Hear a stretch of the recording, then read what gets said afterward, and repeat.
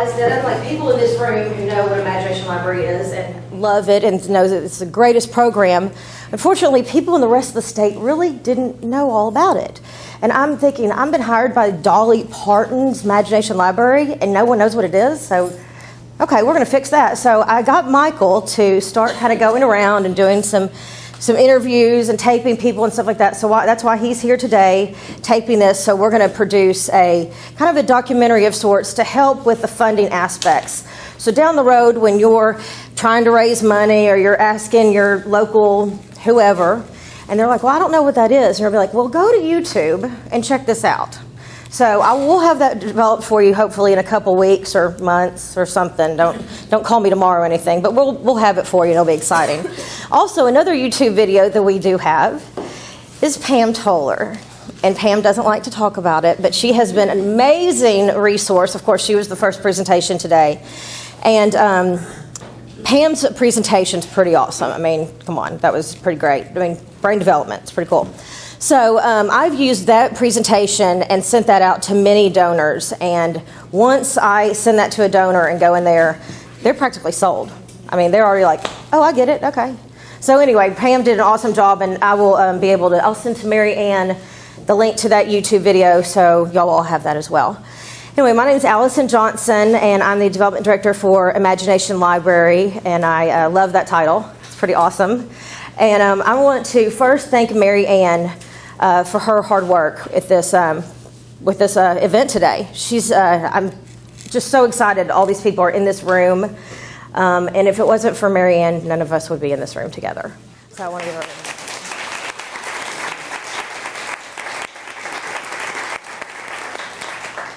To that point, I forgot to mention that in addition to prospective affiliates, we also have a teacher and 2 high school students who want to adopt Imagination Library as their singular project, hopefully an ongoing one, in White County in Paynewood.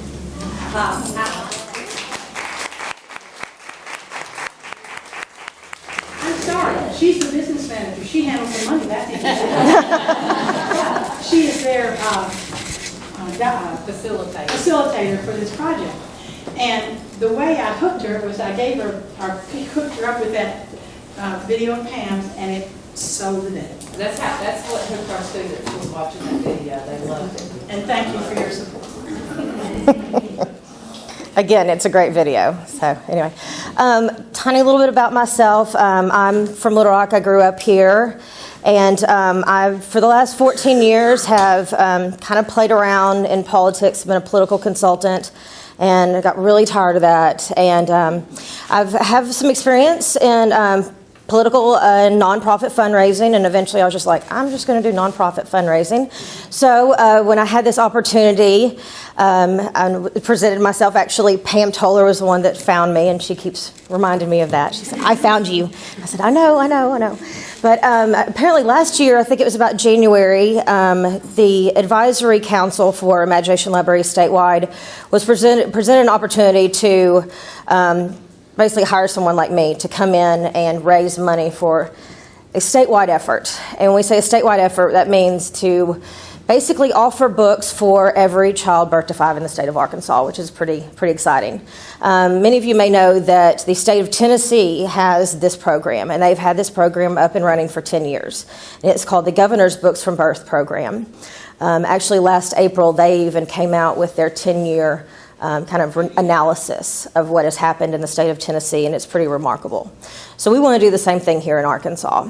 So anyway, I was hired in April, and I got to meet the board, and they are a wonderful, committed group of people. Charlotte, I wanted to thank you as well for being our board chair. She's done a wonderful job of keeping us in line and keeping us on time, and we really appreciate everything that you do for us, so thank you very much. In addition to coming onto the board and meeting all of our enthusiastic people that we have, we've kind of also started to develop and add new faces as well, because we have a lot of great talent, but we wanted to add and bring in some other individuals. So one of those people that I brought in was a gentleman by the name of Tim Bruner. And Tim has a Rotary background. He actually was the previous district governor for Rotary, which encompassed Pulaski County, and then kind of, if you go northeast, right? Yeah, northeast. So Jonesboro in that area up there. So a lot of, several Rotaries, several Imagination Libraries probably in this room have Rotary connections. I know Elaine in Clarke County, her Imagination Library is basically solely funded through the Rotary Club. And actually all the Rotary clubs in Clarke County, which include 2 in Arkadelphia and 1 in Gurdon that I got to speak to a couple months ago, and there were 2 Rotarians there, and then us. So it was really a great crowd, and they were very enthusiastic, though, for the 2 members that were there. And so anyway, and Rotary clubs come in all shapes and sizes, and we appreciate that, because yesterday I took Jeff to Club 99, and a lot of people, you may know what that club is in downtown Little Rock that meets at the Clinton School, and we're hoping that we'll have their support someday. So anyway, I want to introduce Tim Bruner and come and tell us a little bit about Tim and what he does and what he hopes to help us with for Imagination Library. Tim?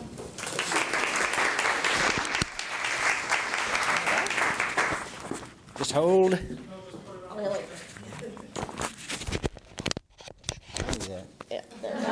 Just checking, make sure she's newer stuff. The first time I heard about Dolly Parton's Imagination Library, it was about 12 years ago. I was actually up in Batesville at the time. I was working at Lyon College up there, but I was also president of the local Chamber of Commerce. Well, no, the United Way, and that particular Imagination Library connection was. They were like a startup with the United Way, and so we were funding them. And when I first became United Way person, Kathy, good to see you. And I look around and see other faces. They wanted me to come out so they could show me their stuff and everything. And I was amazed at what they had, what they were doing, and how little they were doing it with. And it's not an expensive program. There is some cost, of course, but I was just impressed with that. And I was impressed even more just recently when I visited all my 6 grandchildren's Grandparents' Day, right? And when you have Grandparents' Day at the little elementary schools, what else do you have with that? Book fair. Yeah, so 6 grandkids, I'm $200 poorer just from the book fair. And so, I realized what a great deal this is. Now, fast forward, and then a few years down the road, and I'm this district governor of Rotary, and I have 40 clubs that I'm supposed to go visit and talk about. One of the things that I noticed when I went around and visited all these 40 clubs was that they were telling me and giving me feedback. And, of course, all of the clubs have goals and objectives related to literacy, related to food projects, hunger projects, things like that. And of course, kicking in on our big international project is polio. But they all have different interests in trying to help, especially local children. And so most of them will borrow from a template that Rotary typically provides. Sometimes say, well, if you can't think of it any other way, here's something you can do. And so for years, we've been doing something called the Dictionary Project. And you may know about this. I don't know if you've in your schools or wherever, and they'll pick a grade. Maybe it's the 3rd grade. I can't remember what it is, 2nd, 3rd grade. And they give them all a little dictionary. And every kid gets a free dictionary that's in that grade. And I know Batesville, we actually had 5 school districts, school districts that we went to around there: Cave City, Batesville, New York, and so we covered all that and gave them all. And they've loved those little dictionaries. They'd take them home. That'd be the only book some of those little kids had. And it was great. But now, I know in my year as district governor, I was going around and meet with all the board, then I'd meet with the club, and they would tell me, one after one, they would start telling me, okay, we're really thankful for these dictionaries. They're great. Our little kids love them. But we're really not using them anymore. We're teaching our kids how to Google. And so they know how to spell, they know how to, and they can Google anything and everything. And so the dictionaries, they'll hold them close to them because that's what they have, but they don't really use them. And we're not really working with that anymore. And I'm, of course, Grand Timmy, okay. And so I'm taking this back and realizing that while they appreciate our gift, that we're paying for, and we go out and distribute them, they're just not as efficient, as effective as we could do. And so we start thinking, what other options might there be? And that's when Dolly Parton Imagination Library comes into the picture. And we say, okay, this is something that's an alternative, and it's not the same. Because these books that are sent out, they're not paperback. It's not throwaway stuff. It's stuff that these kids are going to keep. And even though they can Google a lot of stuff, they're not going to Google good children's literature and read it. I'm guessing. And some of them even have parents and grandparents that don't encourage reading, period, and so they're not going to Google it either. And so anyway, that's something that we wanted to start kind of promoting. Now, it's two things about it. We have a degree, well, high degree of autonomy. I mean, each club can do its own. We have some clubs that do, there's one I know in North Little Rock and one in West Little Rock that do something called the I Like Me book. I don't know if you're familiar with that. And they use that, they buy those for every kindergarten or first grade or whatever it is in that school system where they are.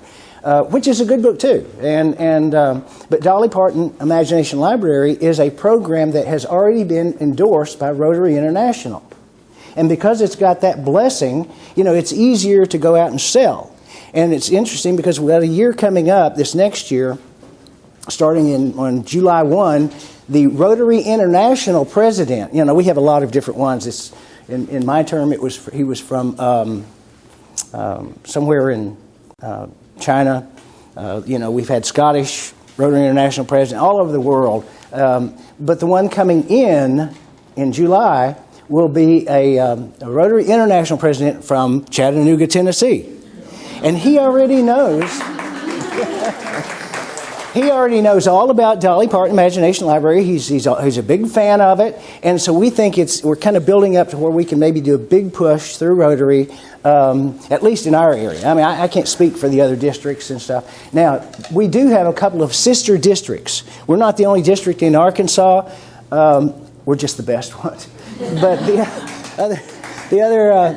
we have one to the south and kind of southwest of us, a district, and they have about the same number of clubs. And then we've got one that's part of a multi-state district, northeast Oklahoma, what was it? Part of Kansas, Missouri, Oklahoma, and but it's all the northwest Arkansas area.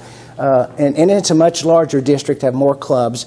But we did have a meeting just recently, and I wasn't even going to get to be there, which I hated, but I knew I could call Allison and she'd go there in a heartbeat. And we had the incoming district governors, the ones who will take the district governor position in July.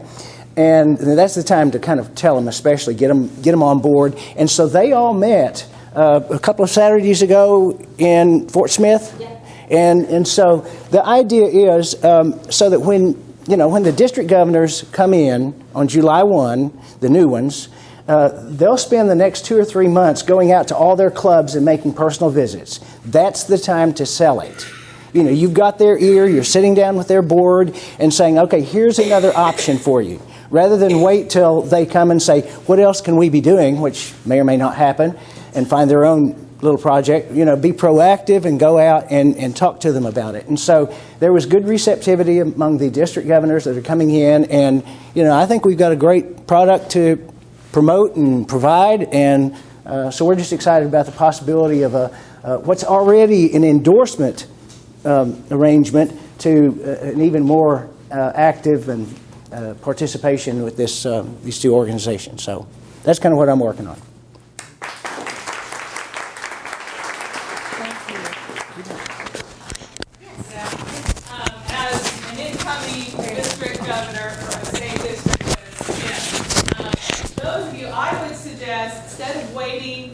For the district governor to come to the clubs and talk to them, because you all are scattered all over Arkansas. Going back to what Mary Ann talked earlier, go to your Rotary Club presidents, talk to them. Remind them that this is a Rotary International project as well, that it's endorsed by Rotary. And make sure they're aware of that, because a lot of them, they do not realize that. So that's your in. But get them thinking of that. Meet with the president. Meet with the president-elect. Most of them already know who their president-elects are as well. So there's a great opportunity for you there. Don't wait for the district governor to come talk to them. I just highly encourage all of you to go do it now. So. Took the words out of my mouth, actually. That's exactly what I was going to say. So that's awesome. So that's a fundraising situation. So everyone on the ground, you've got Rotary clubs near around you or something. If they're not in your backyard, go find the one in the backyard next door and just say, come fund everything. So that's one aspect. Wanted to tell you just for a minute why I'm here and what I'm doing. I think that Pam sent out a letter to you guys in May, I think it was, kind of introducing me a little bit. What I'm doing is I've been hired to raise money for a statewide fund. And what that basically will look like is it will kind of take some weight off the back of the local affiliates when it comes to raising money. In Tennessee, they have their Books for Birth, which is a matching fund. It's a 50-50 match in which they have a state pile and then the local affiliates to match the cost of the books for the children. Our plan may look like that. It may not. We don't know exactly yet. But right now, funding is, I will say, coming along well. We're pleased. I will say I will report positive, and I think Jeff would agree with that. And anyway, that's what we're really doing. And so at the end of the day, my job is to secure state funds. I'm not going after your donors, I promise. I've actually tried to help certain counties and giving donors to them if I have knowledge of certain people in their areas, and we'll continue to do that. Please know that I am open if you need to talk or need to have a question or anything else like that. I'm sure like to travel the state, and if I'm in anyone's area, I usually like to give them a call and tell them that I'm around and would love to meet and whatever. So I'm going to turn this over to Jeff and let him get started. Thank you.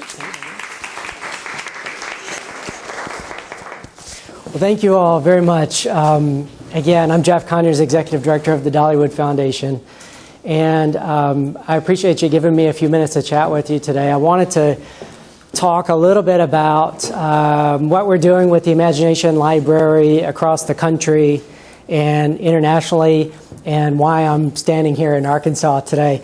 I hope you sense a bit of momentum here that maybe you didn't sense in Arkansas before. At least that's what we're trying to generate. And let me back up 1 second and talk a little bit more about that. So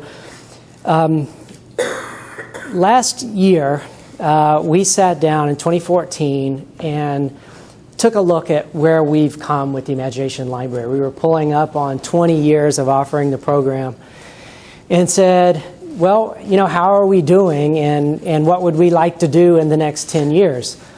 And sort of out of that discussion arose a 10-year strategic plan with the big, huge goal of growing rapidly over the next 10 years. So when we looked at it where we were in 2014, we were mailing Imagination Library books to about 4% of every child in the United States under the age of 5. And so we said, well, wouldn't it be awesome if we could reach 10%? 1 out of every 10 children in the U.S. every month with an Imagination Library book, with the thought being, at that point, we could affect population level change, right? This program is highly scalable and affordable in ways that other programs are not. And scaling to that degree is really difficult, especially at an affordable pace. We looked around the country and tried to find other programs that may have that level of impact, and frankly, multi-billion-dollar federal programs just weren't doing that either. So it's a big goal. I was, as Allison mentioned, I was at the Rotary Club 99 yesterday, and Dr. Smothers, who's the new president of Philander Smith College, one of the 4 historically black colleges in Arkansas, spoke yesterday, and he's a really enthusiastic speaker. But he said something that sort of triggered my mind a little bit. He shared a quote and said, "If your goals don't scare you a little bit, you're not dreaming big enough." So this goal scares us a little bit, I'll be honest with you. But I have no doubt in my mind that we can do it. So as we set out to do this, one of the strategies that we undertook was, let's look around the country where there already seems to be natural places of synergy, right? We don't need to go out and recreate the wheel here. Let's look for places where it already seems like there's the ability to bring together a statewide effort or a large city effort. And We also, at the same time, made the commitment to bring additional resources to bear to help this come to fruition, right? Additional investments in marketing and research and the like, the Allisons, if you will. And so Arkansas was one of a handful that rose to the top for a number of reasons. I've been here for a couple of days now, and I've been here a few times already this year. And we're meeting, and I've been meeting with, and Allison and Marianne and I with leadership in the state of Arkansas to talk about this very thing as well. The really great thing that I'm finding is that the leadership in the state is ready and eager to embrace an idea like this, right? There you have leadership in the state that cares and understands about children and families. And so we're excited to be working with them to do this. As we looked at Arkansas and we saw these pieces of this puzzle sort of laying around, we set about the business of putting a statewide strategy in place. Part of that was getting an initial steering committee together to help us do this. And I see a lot of our steering committee members here today. I'm going to make the mistake, I'm telling you right now, of naming a few of them. Charlotte and Charlie Conklin, and Mary Ann, and Pam Toller, and did I miss anybody else that's here? Elaine Kneebone. I'm sorry. I knew I would do it. I'm sorry, Elaine. And there's some other great people. Oh, and Tim, who just spoke to you. So there's a really great group of people, these folks and other people, who have been working on this for quite a while.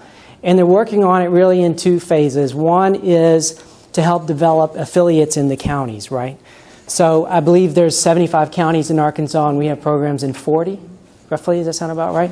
Can I recognize two more people that are on my committee that are now on the big council? Sure, yeah. Melissa Fox, who's responsible for a lot of the stuff you see in the packet, and Michelle Ford, who are also on my committee. Great, thank you. So these committees, this Affiliate Relations Committee, and so we have a fundraising committee as well. This is where we're taking a two-pronged approach, helping establish new affiliates and helping affiliates who are already in place grow the program. And at the same time, assist with bringing resources in, right? And there's two ways that we decided to set about doing that. The one that Allison mentioned, and the reason, frankly, why we asked her to come join our team was to put together a statewide pool of money, as she mentioned. And we're in sort of this phase one of a two-phase process, and there's probably going to be a phase 3, 4, and 5, but we're on phase one.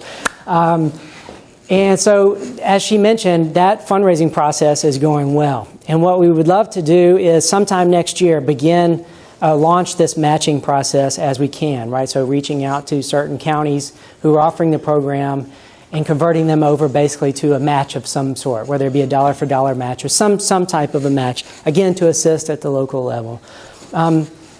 We knew that that effort was something that we could do on a short-term basis, right? We could go out and raise short-term money and do that, but that's not a sustainable model, number one. And number two, I believe wholeheartedly that our leadership, our public dollars have a role to play in this as well.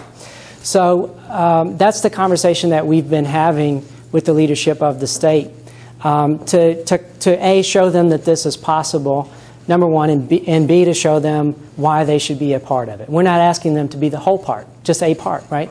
That's the model that we executed in Tennessee. We've executed in other places, and it works really nicely. We don't ask any one person to do the whole load. We bring partners together to do this, and it's worked, and it's sustainable, and it's proven. We've done this for over a decade in Tennessee, and it's a really nice model. So I'm happy, by the way. So tonight, I don't want to forget this. So tonight I'm going to be speaking at the Clinton School.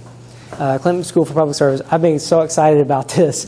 I started my career, I've always had a career in public service, actually. I started my career as a personal assistant to the former governor in Tennessee, and have continued, and now I'm still in the social sector working with the Imagination Library. I actually got out of public service for a while, and it was short-lived. I had jumped right back in. I've got the bug of being able to wake up and go to work every day on things that matter and make an impact. So I'm going to speak tonight. If you all can join us at the Clinton School, it starts at 6 p.m. And I'm going to talk a lot about what you've heard today. right? So early childhood development. I'm going to build a case for the Imagination Library tonight. I'm going to talk about literacy in general and why it's important to our society. And then I'm going to talk about early childhood, right? Brain development, why we need to be starting so early in life. And then talk about the Imagination Library and the impacts, right? The research that we already have that shows what the Imagination Library can accomplish. And you've heard some of that today. So if you would love to come and hear more, right? There's come join me tonight. And I will say, too, I'm happy to... there's probably a lot of questions, random questions. I'm happy to answer any random questions. But before I do that, so on the map here, as we've been looking at this strategy, we've had our eyeball for quite a while right here in Pulaski County, right, Little Rock, the capital, because we don't have a program here. And being the capital, and we feel an influential part of the state, we wanted to see if we could, as part of this early strategy, get the mechanisms in place to launch in Pulaski County. It's a heavy lift. There's a lot of children here, a lot of birth to 5 children here. And so we started that process, and some partners have joined us at the table. And it's been really exciting, even over the course of 1 year. Mary Ann's been doing this in Arkansas for 10 years. We started on this statewide strategy in earnest for maybe a little over a year now. And it's been so exciting for me to see this start already, as quickly as this is having to start to come together. And to see the people who have joined us and becoming excited about this work, and the leaders in the state who have stepped up and already said, I want to be a part of this. And so it's my great pleasure today to get to introduce someone that I'm sure a lot of you already know as a friend to early childhood in our state. And I'm going to let him share some good news with you, Representative Clarke Tucker.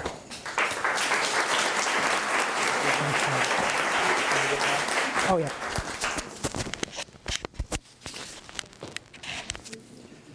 Good afternoon, everybody. Thank you very much for having me here. I really just want to start off by thanking you guys, because this program, I think we all agree, is an incredible program that changes children's lives. And the reason that we have this map right here in the first place, and the reason why we have the momentum that Jeff is talking about, is because we have boots on the ground all over the state. And that's you guys. You're changing children's lives every day, and you're doing it for free. So sincerely, y'all all deserve a pat on the back. So thank you very much for everything you do, and all the work that I know you're going to do going forward. So my name is Clarke Tucker, and I'm a state representative here in Little Rock. And I just want to talk a little bit about how I kind of got involved in the Imagination Library, because I think it has some broader application. And when I ran for office last year, the issue that's at the top of the agenda for me, and the public policy issue that I care most about now that I'm in office, is early childhood education. And it's for all of the reasons that I know Pam shared with you guys this morning. But, I've been surprised and even shocked in the state government to see how willing people are, or even eager people are, to spend $23,000 a year to incarcerate somebody, but we won't spend $4,500 once to send them to pre-K. And but you go at people from different angles, and for me, taking care of our kids and giving them the best opportunity, that gets me there. But we have so many arguments for early childhood education, and those are, we have the financial argument, which I know Pam went over with you. But if you have early childhood education, pre-K, or books in the home, as we have with this program, as I'll talk more about in just a minute, the kids are they're less likely to need remediation. They're more likely to graduate from high school, much more likely to go to college, less likely to end up in prison, less likely to end up on government assistance. And so you generate a society of people who give back to their communities and generate revenue for the government instead of being a drain on the system. And so it's not only the right thing to do, it's also the smart thing to do. Before June, I always just equated in pre-K in my mind with early childhood education, because I knew there were other things out there for early childhood, but I didn't know exactly what they were and what programs existed that were feasible. And then Allison invited me to lunch in June, and it took about 15 minutes or 20 minutes to sell me on the program, and I was in hook, line, and sinker. Feasible, I don't even think is the right word for this program, because to me it implies that it's within the realm of possibility, but maybe only within the realm of possibility. But when you talk about a program that costs $2.08 per book for production, manufacturing, shipping, and everything, when I tell that to people, they say, here's another politician making promises he can't keep, you know. But this is fact. This is being done right now for 4% of the children in the United States.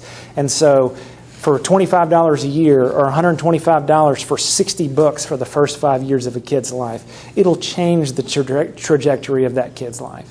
And if we're not doing this for every child in Arkansas in the near future, then it is a huge mistake in my opinion. And so that's why I jumped in the deep end with both feet, and I've been working hard with Allison and Pam and Jeff since this summer to get going. And so I just want to talk about kind of the two areas that I'm working on. The first one is this white part right in the middle of the state that Jeff pointed out. It's a source of embarrassment for me that is still white, but if I have anything to say about it, it's going to change colors here pretty soon. In fact, my wife and I, we have a little girl who's 3 right now, and if she didn't get a Dolly Parton Imagination Library book before her 5th birthday, I'll consider it a personal failure. In fact, I'm going to try to get her one by her 4th birthday next July. So here, the steps that we're taking here are, the first thing we did is we knew we needed some seed money.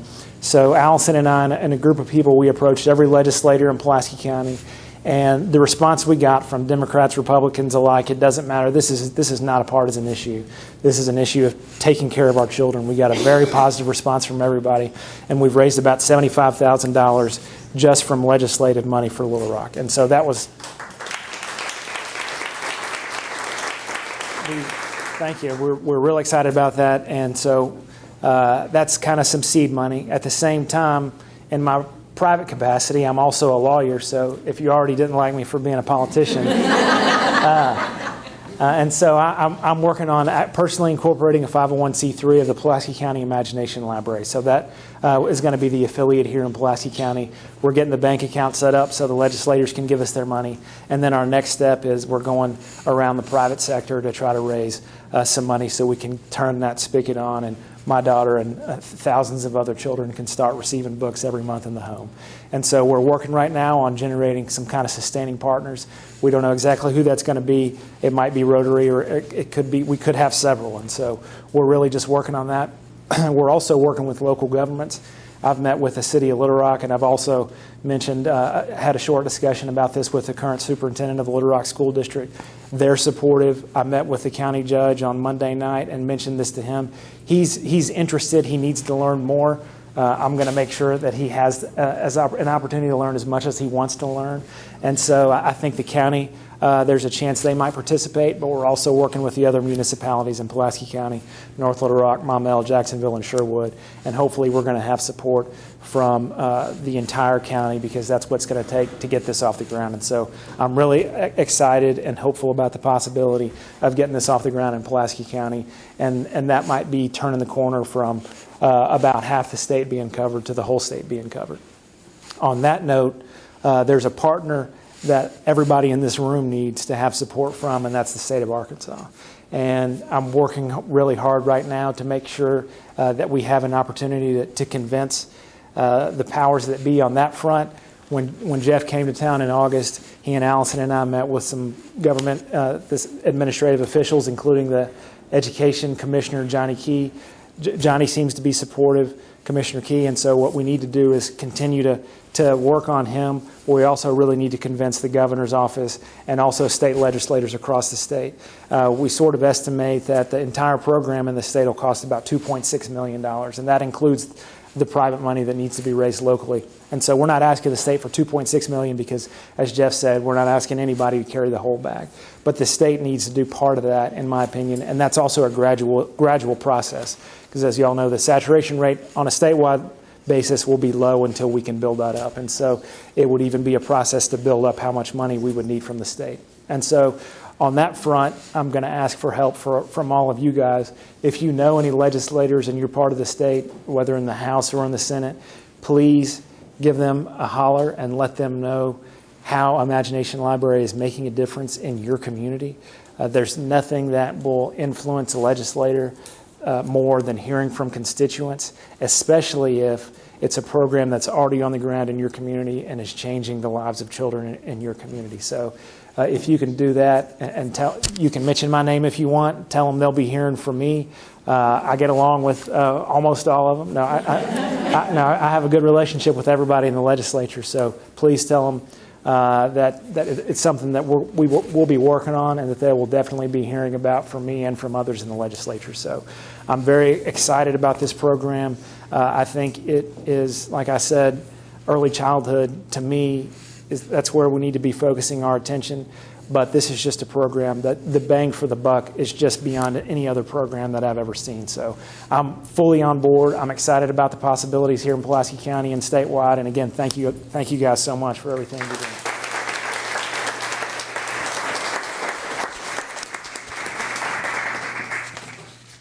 Give it back to Marianne, actually. Is it Q&A? Yeah. Are there questions on the floor that you'd like to address to either Clarke or is Tim still here? Oh, sorry. Okay. I think there's probably enough expertise to answer those. I would add to your Rotary connection. We don't have Rotary, we have Lions, and they've been a sustaining donor for the same number of children for 10 years. I think Kiwanis is another one. But I seriously think if you're from small towns, or even if you're not, your home extension club, the book club, the study club, the whatever club, there may be 10 people in it, but if you get $10 from each one, that's 4 kids for a year. So, and don't hesitate to ask. In your closing remarks, when you're sharing it, have you considered being a sustaining investor, or just do you want to sponsor one child? Keep it as part. It's called the close. I've been in sales since I was 9, and if you if you don't have a way to close the sale, and basically this is, if not now, keep it in mind. I mean, and you just keep. I'm a water drop person, squeaky wheel. I usually get the oil or I get the gate. But anyway, questions? Any questions for Tim or Jim? I mean, not Tim, for Clarke, or I'm sorry, Representative Tucker. No questions? Really? Yes, ma'am. Does anyone know of any state where the private sector has funded a huge part of it? Yes. Yeah. So there's one that comes to mind right off the bat. Is North Dakota, believe it or not. They're going to beat us too if we don't hurry. Which is really interesting because financially speaking, North Dakota is quite a wealthy state. They're fiscally well managed. There's a ton of oil money in the state, and they can very easily fund the Imagination Library with their rounding error on their budget. It's wrong. The First Lady of North Dakota, her name is Betsy Dalrymple. Sorry. Thank you. Has been a tremendous advocate for the Imagination Library across the state. She is a perfect example of really one of the powers of holding public office, and that's the use of the bully pulpit, right? When you stand up and speak, people will listen. That's not always true for me. And she has gone to every school district across the state and asked them to adopt the Imagination Library. They have 86% of every child in the state from 0 to 5 is eligible to participate in the program. So they're just, not far away from having the program fully offered to every child in the state, and there's not a drop of public money in it. But they have had the benefit of the First Lady going around the state and really championing it. So that's one large example that comes to mind. There's a few others, but. Question? Yes. Representative Yes, sir. Clarke, is the upcoming fiscal session a good time for this to go through, or did we bide our time and do it? I'm glad you mentioned that. Actually, I was gonna come back up and bring that up. So the timetable for the state money, the state budget runs in a fiscal year from July 1st to June 30th. We only have a general session every other year, which is when we can pass any law. In the alternating even years, we only have a fiscal session when we pass fiscal laws only and set the budget for that fiscal year. So our next fiscal year will start July 1st, 2016, and we're going to set the budget for that year in a fiscal session in April. And so most public policy issues are reserved for the general session that won't start until January of 2017. I really view this as a fiscal-only issue, and so I'm gonna work to see if we can get some support for it in the fiscal session. And so the timetable, that's going to be in April of 2016, the session where we set the budget for the next year. And so that's the timetable we're talking about for persuasion on our elected officials from the gut. What's that? You actually want a line item in the legislation. Right. Yeah. So I think that's the plan. Yeah. So, the plan is that on a statewide basis, we actually think that the funding would be, less than $400,000 a year. So in the first year, it's not like we're asking for several $1 million. And like I said, we can build up to whatever the matching amount the state would be. And so hopefully we can get a line item in the budget during the fiscal session, and then get that part funded from the state, and then grow as the program grows. Yes, sir. Do we know what the state of Arkansas right now, the cost for the state of Arkansas right now is? If what number? 2.6 to have Well, every that's for child. everybody. What's the cost right now? For everybody that's enrolled right now. Find the state enrollment. That's a moving target. It target. really is. Moving We just added 3 more counties in the last, since we had changed the state. What's the range? So there's 13,500 children roughly enrolled at roughly $2 a child per month, right? So we have $27,000 a month times 12. That's what I need to know. Yeah, there you go. And anybody that does that math? Good for you. Any other questions? Yes, ma'am. Thank you. For Representative Tucker. Yes, ma'am. This is really an economic development issue. Absolutely. Are you going to be going to the Economic Development Commission with this? We hadn't thought about going to AEDC. We obviously are going to businesses in Pulaski County to try to raise money, but going to AEDC is actually a really good idea too, because there's no question it's an economic development issue. And in fact, in other states that vary by party control, they view pre-K education and early childhood education, like this in particular, as part of their economic development platform. So We have one county. We have one county in this. I'm sorry, I didn't mean to walk on you. Go ahead, Allison. So when it comes to individual corporate contributions, I do definitely present that as an economic development issue, because I look at it as they're investing back into their community, and they're turning around and 20 years later, the kids that are coming out and graduating from high school are going to be, seeking jobs in the community. So yeah, it's definitely economic development in that regard. In all the printed material that you see, one of the lines that I think is most true, if we want to have kids that are workforce ready in high school, going to college without remediation, and economic contributors to the economic future of the state, this program is essential. And it's absolutely without doubt. There is at least one county in the state that is partially funded, at least by an Economic Development Commission. I can't offhand remember which one it is, but you can go to your local economic development committees and present it in that fashion, that this will have an impact on the development of our. And if you're trying to recruit businesses to come to your county, and you can prove that your kids are better educated and have better opportunities, it's definitely an economic selling point.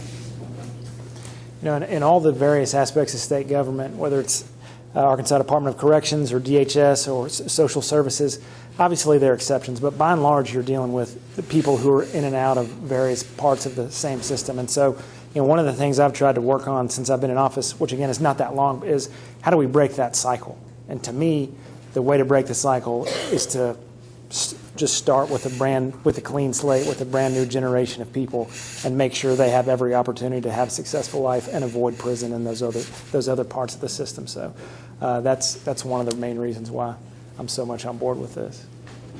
Any other questions? Okay, pat yourselves on the back, literally. And thank you so much. I have one more thought. If you teach a child to read, if a child learns to read, he becomes an adult who thinks, and we need those. We do indeed.